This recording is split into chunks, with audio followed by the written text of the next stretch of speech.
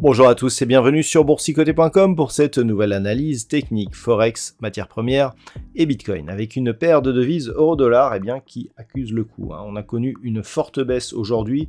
On avait une zone ici qui n'était pas tracée mais que l'on peut voir ici sur ce graphe, une zone intermédiaire proche des 0.9880. Cette zone, après avoir agi ici comme support, elle a été résistance. Jusqu'à présent, on restait plus ou moins sous ce niveau. J'avais souligné le fait qu'on était tout de même sur une dynamique baissière. Et puis, aujourd'hui, tout a lâché. On avait un objectif ici à 0.9695. Je ne pensais pas qu'il pourrait être atteint aussi rapidement. On est en train ici de s'en rapprocher, puisque au moment où je vous parle, les cotations ici sont à 0,97133. Donc, on est clairement ici sur une accélération du mouvement baissier d'un point de vue je dirais moyen terme. On voit bien ici ce qui est en train de se passer, c'est-à-dire ici des cours qui ont commencé à baisser et on voit ici donc une forte accélération du mouvement. D'un point de vue hebdomadaire ici, on est sous la bande de Bollinger inférieure, donc ça dénote ici d'une grosse dynamique et là clairement on peut évoluer encore assez bas avec donc un risque d'accélération donc suite à l'impulsion que nous avons connue aujourd'hui. Alors les phases antérieures donc de cotation sont trop lointaines pour pouvoir évaluer de nouveaux objectifs. On essaiera de travailler avec des extensions de Fibonacci, mais celles du précédent rebond ont déjà été atteintes. Donc pour le moment, on ne peut que constater l'accélération baissière. On est quand même dans une phase de légère survente. Alors on a le RSI en survente, par contre les histogrammes du MACD, eux, n'ont pas une très forte amplitude. Donc on a encore de la place pour continuer à descendre. À surveiller donc un éventuel retour ici sur cette zone des 0.9695 et un éventuel rebond ici sur cette zone. Sur la paire de devises livre sterling contre dollar américain, les choses sont en train d'accélérer. Hier, je vous parlais ici de ce quasi-contact avec cet objectif des 1.11987. Je ne vous avais pas parlé de la deuxième extension de Fibonacci, pour la simple et bonne raison que cette deuxième extension, elle est très peu souvent atteinte, et je ne pensais pas qu'on pourrait aller honnêtement la rejoindre aussi rapidement. Alors, par contre, les algos, eux, ont su en profiter. Donc, au niveau ici de la stratégie de breakout, on a matérialisé un take profit donc, sur ce mouvement. Et ce que l'on peut constater donc, sur cette vue en H4, c'est qu'on a une forte accélération du mouvement sur cette paire de devises livre sterling contre dollar américain. Et malgré tout, on a quelque chose de très technique. On peut considérer ici que l'on était quasiment au contact sur cette zone d'extension à 161,8%. On a rebondi ici sous cette moyenne mobile 20 exponentielle.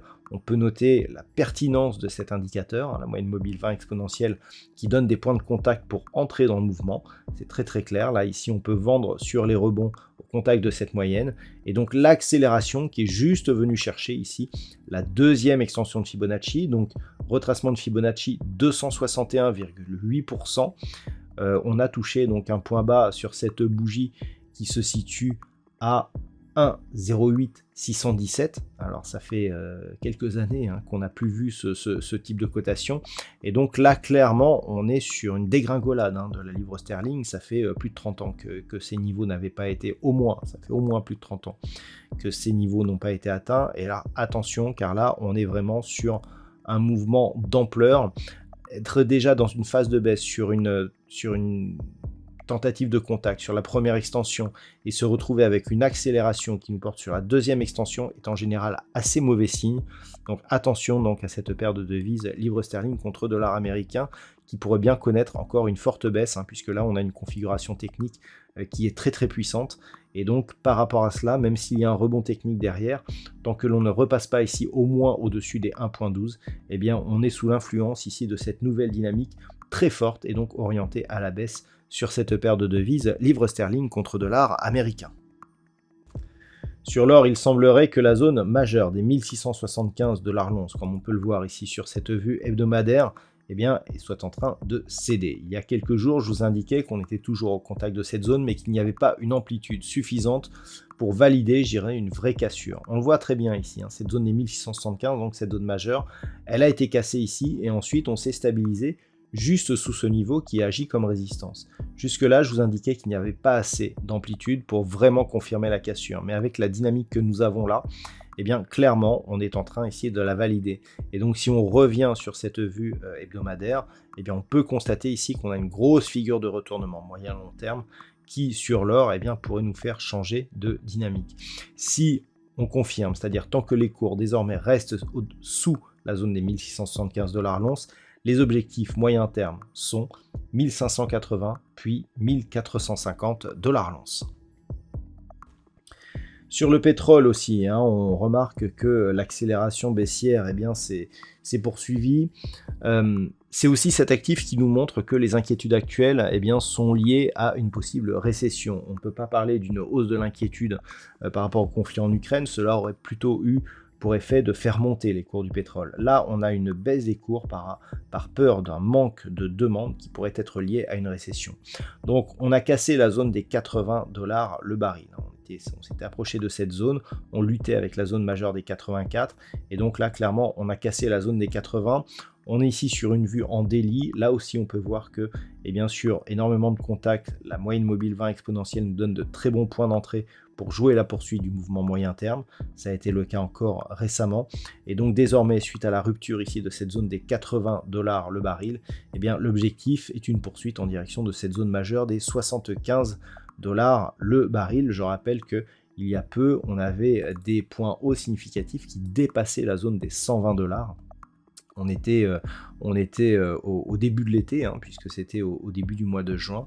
Et donc actuellement, eh bien, on vise un retour sur la zone des 75 $ le baril, donc forte décrue ici du pétrole, surtout liée justement à la baisse que nous avons connue aujourd'hui. Et enfin, on termine avec le Bitcoin, qui est le seul actif qui a plutôt résisté aujourd'hui, là où tous les autres actifs liés au dollar américain eh bien, ont connu une forte baisse. Le Bitcoin reste au-dessus de cette zone ici des 18 500. On revient toutefois attaquer cette zone de support, mais quelque part, eh bien, on a cet actif qui résiste un peu mieux que d'autres. Alors, rien n'est gagné, on est toujours ici dans une alerte plutôt baissière, puisqu'on vient ici tester une zone de support majeure. Le fait que l'on augmente le nombre de tests sur cette zone de support est en train de fragiliser justement ce support. Je rappelle qu'en cas de rupture, qui peut arriver durant le week-end, je rappelle que le Bitcoin cote le week-end, mais qu'il y a justement une moindre contrepartie. Donc on peut casser ce support le week-end, et en cas de cassure, donc, eh bien, les objectifs se situent entre 13 500 et 15 000 $ le Bitcoin. Voilà donc ce que l'on peut dire sur l'analyse technique de ces principaux actifs pour cette fin de semaine. Je vous souhaite de passer un très bon week-end. On se retrouve dès lundi prochain pour d'autres analyses techniques, toujours sur le site boursicoté.com.